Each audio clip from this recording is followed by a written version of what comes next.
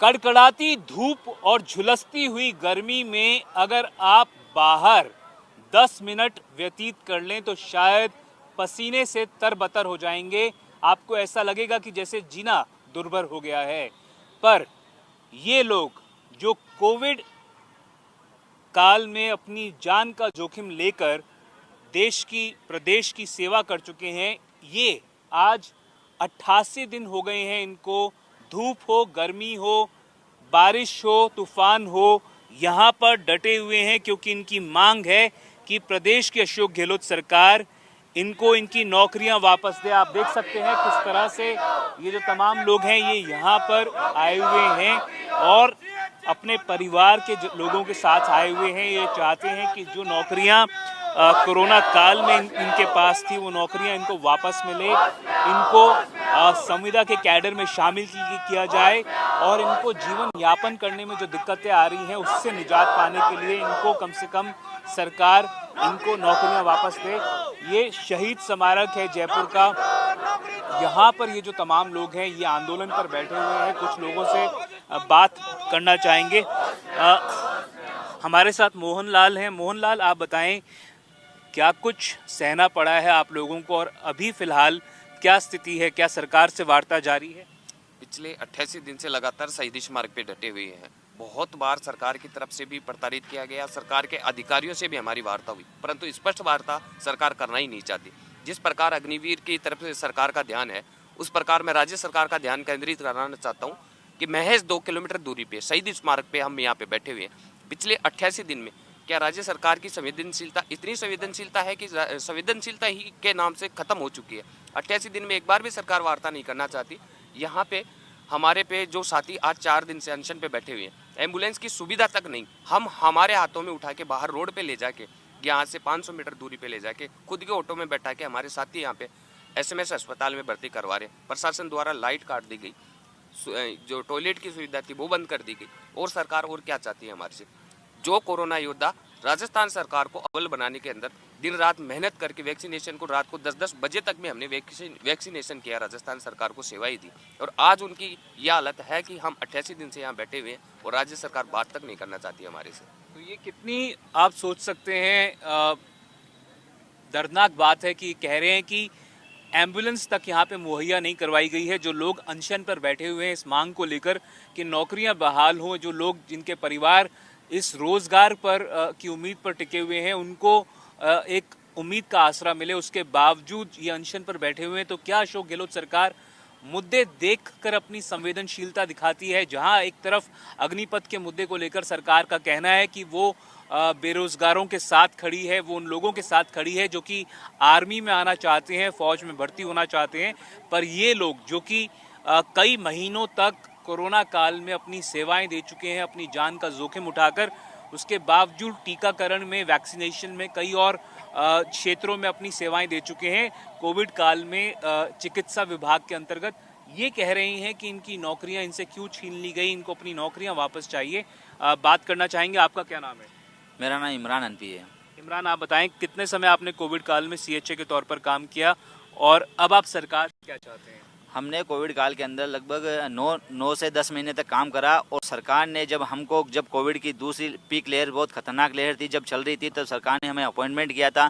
और अपॉइंटमेंट करने के बाद में जब हमने अपनी जीवन जोखिम में डाल के, अपनी जान जोखिम में डाल के, जब सरकार के नुमाइंदे, जब सरकार के जब मंत्री और जब सरकार प्रदेश की जनता, जब बाप बेटे का सगा नहीं था, बेटा बाप का सगा नहीं था, उस काल के अंदर, उस दौरान जब एक दूसरे को हाथ लगाने से डरते थे, उस दौरान हमने कोविड स्वास्थ्य सहायकों ने मिलकर उनकी जिंदगी बचाई है और घर घर जाकर वैक्सीनेशन किया है। आज राजस्थान जो अव्वल नंबर पर आया है, हमारी वजह से आया है, क्योंकि मोदी जी ने भी राजस्थान के अव्वल नंबर पर तारीफ की है। तो किसकी वजह से? हम कोविड स्वास्थ्य सहायक की वजह से, क्योंकि हमने ही राजस्थान को पूरा वैक्सीनेटेड करके और सुरक्षित घेरा बना दिया है, जिसकी वजह से आज जब गहलोत सरकार की जब केंद्र के अंदर जब तारीफ की जाती है कि कोरोना काल के अंदर के वैक्सीनेशन के अव्वल नंबर पर राजस्थान को प्रथम स्थान मिला, तो साहब वो हमारी वजह से मिला, हम कोविड स्वास्थ्य सहायकों की वजह से मिला। और आज आपने 9 महीने के अंदर आपने हमें लगाकर और हटा दिया है, और हटाने के बाद में आपने हमें बेघर कर दिया, हमारी रोजी रोटी छीन ली। यह कहाँ का न्याय है? यहाँ पर शहीद स्मारक पर 1 घंटे बैठना भी मुश्किल हो जाता है। तो आप इन लोगों की दुविधा जो है, इन लोगों के ऊपर जो मुसीबतें हैं उस बारे में सोच सकते हैं। आप देख सकते हैं किस तरह से ये कई लोगों की तबीयत खराब हो चुकी है। इनको क्या अभी फ़िलहाल ये अनशन पे बैठे हुए हैं? जी, तो ये बताएं कि कितने समय से अनशन पे? आप माइक पकड़ लीजिए। 4 दिन से अनशन में है और इसकी तबीयत कल से खराब।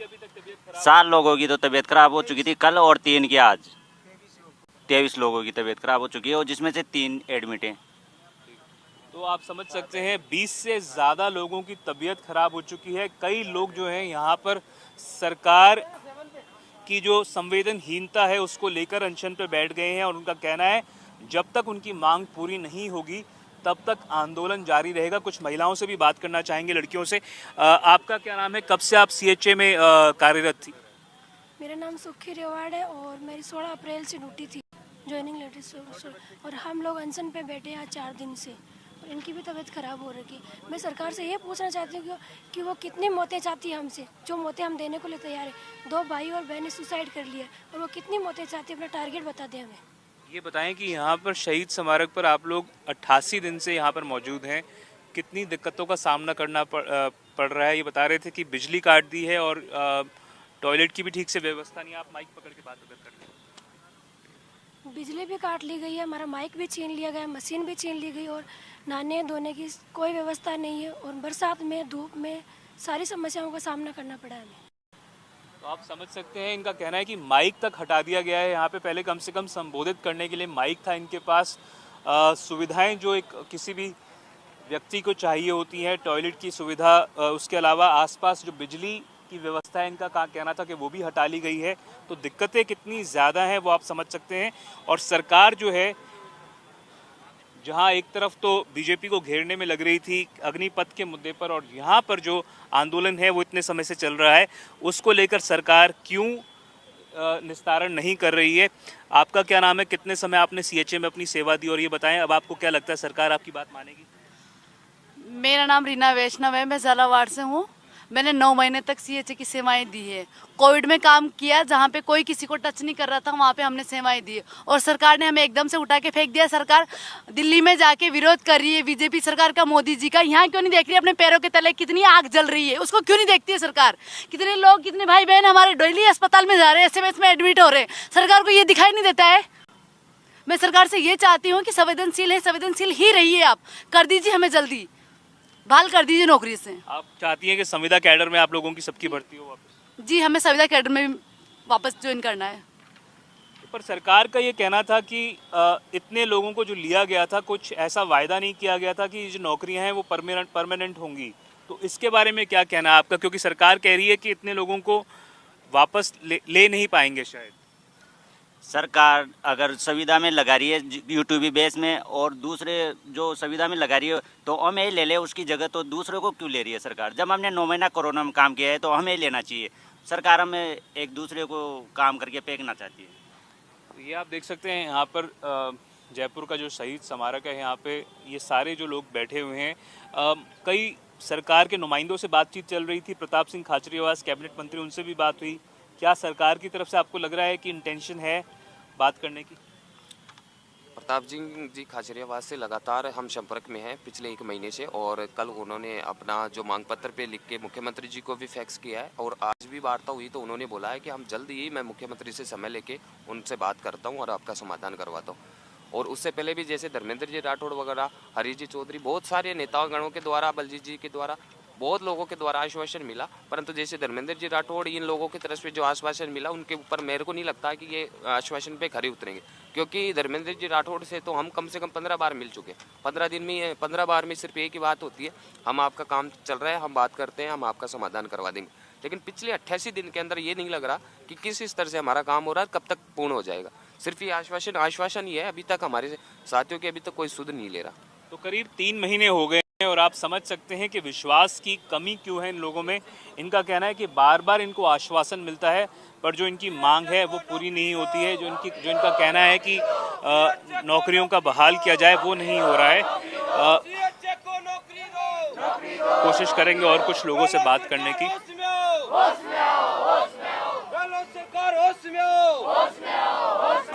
आप कहाँ से हैं आप? बर्तन जिले से हैं हम और हम चाहते हैं कि सरकार हमको संविदा कैडर में शामिल करे और हमारे भाई बहनों की बहुत सी तबीयत खराब हो चुकी है। इसका सरकार को जो गौर देना चाहिए चीज़ के ऊपर। ये बताओ कि कितने समय कोविड काल में काम किया था सीएचए के तौर पर? हमने 9 से 10 महीने काम किया था और हमने पूरी मेहनत और ईमानदारी से काम किया था। सरकार ने कोई नोटिस दिया था पहले कि हटा रही है नौकरियों से? नहीं, ऐसा कोई नोटिस नहीं दिया था। लास्ट टाइम दिया था हमने 31 मार्च को उठाने का नोटिस उसी दिन दिया था हमको। अच्छा, उसी दिन हटा दिया था। हाँ। तो यहाँ पे लगता है कि आप इतने समय से यहाँ पे मौजूद हो, आंदोलन कर रहे हो, सरकार आपकी बात मानेगी क्या? मानना पड़ेगा सरकार को। हम इसलिए बैठे हैं कि हम संविदा कैडर में शामिल करें और हम संविदा कैडर लेके जाएंगे। तो ये इनका कहना है कि संविदा कैडर लेकर जाएंगे यहाँ से। आंदोलन का कहना था कि तब तक जारी रहेगा। और जिस तरह से यहाँ पर न केवल महिलाएं और पुरुष हैं जो कि कोविड काल में कोविड सहायक, कोविड चिकित्सा सहायक के तौर पर कर चुके हैं, पर उनके परिवार के लोग भी आप देख सकते हैं, बच्चे भी यहाँ पर मौजूद हैं। और जब कभी कोई मीडिया से आता है तो इनको एक तरह से लगता है कि हमारी कोई बात सुनने के लिए यहाँ पर पहुँचा है। और यहाँ पर जो मौजूदा लोग हैं उनका कहना है, उनका मानना है कि सरकार जो है वो एक तरह से दमनकारी नीति अपनाए हुए है। यहाँ पर जो थोड़ी बहुत मूलचूक सुविधाएं दी हुई थी, माइक उपलब्ध था, वो तक इनसे ले ली गई हैं वापस। और ये जो तमाम आंदोलनकारी हैं, इनका कहना था कि जब तक इनकी बात नहीं मानी जाती तब तक इसी तरह से जो आंदोलन है वो जारी रहेगा। आपका क्या नाम है ये बताएं? भानु प्रताप सिंह नाम है सर मेरा। खड़े होकर बात कर सकें आप। कब से यहाँ पर मौजूद हैं और सरकार की जो क्या लगता है कि सरकार आप लोगों की बात सुन रही है? सर, सरकार तक हर तरीके से हम अपनी बात पहुंचाने का कार्य कर रहे हैं, लेकिन अभी तक केवल सभी नेताओं द्वारा, सभी मतलब जितने भी जनप्रतिनिधि हो या कोई अधिकारी हो, उनकी तरफ से केवल आश्वासन दिया जा रहा है कि आपका काम चल रहा है, आपका काम बहुत जल्द पूर्ण होगा। और रोज जब भी जाते हैं नेताओं के पास में तो यही आश्वासन मिलता है कि आपका काम जल्द से जल्द हम पूर्ण करवाएंगे, सीएम से हम बात करेंगे, वार्ता करेंगे, आप लोगों के डेलीगेशन को मिलवाएंगे। ये बातें हो रही सर। आज 88 दिन हो चुके हैं इस धरने को चलते हुए। कितनी दिक्कतें आती हैं क्योंकि टॉयलेट यहाँ पर जो सुविधाएं हैं जो होनी चाहिए वो बताया जा रहा था कि वो सुविधाएं तक प्रॉपर नहीं है, एम्बुलेंस नहीं है, इतने लोग जो बीमार, 20 से ज़्यादा लोग बीमार पड़ चुके हैं। सर, इसको आप सही है सरकार की तानाशाही बोल सकते हैं अपन। जो सरकार है जो अपनी पूरी तानाशाही पे उतरी हुई है, आप जितनी तानाशाही दिखा सकते हो आप दिखा लो, लेकिन ये सीएचए यहाँ से हटेगा नहीं साहब जब तक इनको नौकरी नहीं मिलेगी। आप जितनी तानाशाही लगा सकते हो आप लगा लो, ये सीएचए पूरी मजबूती के साथ इस शहीद स्मारक पर डटा हुआ है और डटा रहेगा जब तक नौकरी नहीं मिलेगी। और समस्याएं सर दुनिया भर की आ रही है। यहाँ पे हम जब शुरुआत में थोड़ा सर्दी का समय था उस टाइम आके बैठे थे, उसके बाद गर्मी भी देखी है, धूप भी देखी है, अब बारिश आ चुकी है। बारिश के अंदर टेंट भी भीग जाते हैं, पानी बढ़ जाता है, दुनिया भर की समस्याएं तो बहुत है सर। हमारे पास वाटरप्रूफ टेंट तो है नहीं जो हमारे को प्रशासन ने उपलब्ध करा रखे हो। ये टेंट भी साहब हमने खुद के पैसों से खरीदा, ये किसी प्रशासन ने हमें लाके नहीं दिया, या किसी भामाशाह या किसी दानवीर ने कोई हमारे को सुविधा नहीं दे रखी। हम खुद के पैसों से खाना खाते हैं, शाम को एक टाइम का खाना हर जिले की तरफ से ये जितने भी सीएचए हैं पैसे कलेक्ट करके हम खुद के पैसों से खाना बनवा रहे हैं, सब सारा खर्चा हम खुद उठा रहे हैं। यहाँ पे कोई भामाशाह या कोई नेता हमें डोनेट नहीं कर रहा है साहब। और दुनिया भर की समस्याएं देख रहे हैं, सरकार तानाशाही दिखा रही है, कभी लाइट काट देती है, बीच में 1-2 दिन पानी के टैंकर भी बंद करवा दिए थे। 108 एम्बुलेंस की सुविधा है, किसी साथी की तबीयत खराब होती है तो मतलब टेम्पो या गाड़ी खुद की, ई रिक्शा खुद के पैसे से हम करके एसएमएस तक पहुँचाते हैं। उसके लिए भी ये सारा हमें खुद को ही वहन करना पड़ रहा है। लेकिन साहब सरकार से कहना चाहूँगा जितनी तानाशाही आप दिखा सकते हो आप दिखा लो साहब। ये सेना है, वानर सेना बोल सकते हो आप इसको, ये यहाँ से हटेगी नहीं साहब, ये अपना हक लेकर जाएगी। आप जितनी तानाशाही दिखा सकते हो आप दिखाइए। आपने कितने समय काम किया सीएचए के तौर पर कोविड काल में? काम किया सर, 10 महीने काम किया सर मैंने। तो उसके बाद क्या कभी सरकार ने बोला था क्या कि आप लोगों को आगे नौकरियां देंगी? क्योंकि सरकार का कहना है कि सभियों को नौकरी देना शायद संभव नहीं हो पाएगा। सर बात ऐसी थी कि सरकार भी अपनी बात पर कायम नहीं रही थी। सरकार ने, मैं चलो शुरुआत में 2 महीने 3 महीने के लिए बोल के लगाया था, हमारा विज्ञप्ति के अंदर काम था केवल सर्वे करना और कोविड वैक्सीनेशन करना। सरकार अपनी बात पर कायम नहीं रही और हमसे सारा काम करवाया था। ओपीडी हमने देखी है, फार्मासिस्ट की जगह हमने काम किया है, पीडियाट्रिक वार्ड में काम किया है, ओटी के अंदर काम करवाया, सारे काम हमसे करवाए, एनसीडी के सर्वे। अब जब सरकार के सारे काम हमने एक अच्छी परफॉर्मेंस के साथ करके दिए कि अपन जितना अच्छा काम करके देंगे तो सरकार उसके बदले में हमें कोई अच्छा फल देगी। लेकिन उन्होंने हमें मतलब दूध में से या छाछ में से अपन मक्खी मच्छर को निकाल के फेंकते हैं, वैसे उन्होंने इन 28,000 CHO को बाहर निकाल के फेंक दिया सर। और तो आप समझ सकते हैं क्या दशा है इन लोगों की। इनका कहना था कि जब सरकार को जरूरत थी इनकी तो इनसे काम ले लिया गया और उसके बाद उनको इस तरह से बाहर निकाल कर फेंक दिया गया जैसे दूध से मक्खी को निकाल कर फेंक दिया जाता है। और इनका कहना था, आप समझ सकते हैं कि कितनी मुसीबतों का सामना करना पड़ रहा होगा। खाने की व्यवस्था नहीं है, खुद से करते हैं खाने की व्यवस्था। दिन में एक बार कह रहे थे कि खाना खाते हैं, उसके अलावा जो सारी मुसीबतें हैं, एम्बुलेंस जो है जो खड़ी होनी चाहिए वो यहाँ पर मौजूद नहीं है और 20 से ज़्यादा लोग जो हैं वो बीमार पड़ चुके हैं। ऐसा नहीं है कि मुख्यमंत्री अशोक गहलोत को या फिर राजस्थान की कांग्रेस सरकार को इनकी दुर्दशा के बारे में पता नहीं है, पता बिल्कुल है, पर शायद उनकी जो प्राथमिकताएं हैं उसमें ये लोग कहीं नहीं फिलहाल नजर आते हैं। कैमरा पर्सन मनीष के साथ देवंकुर वधावन, जयपुर से राजस्थान तक के लिए।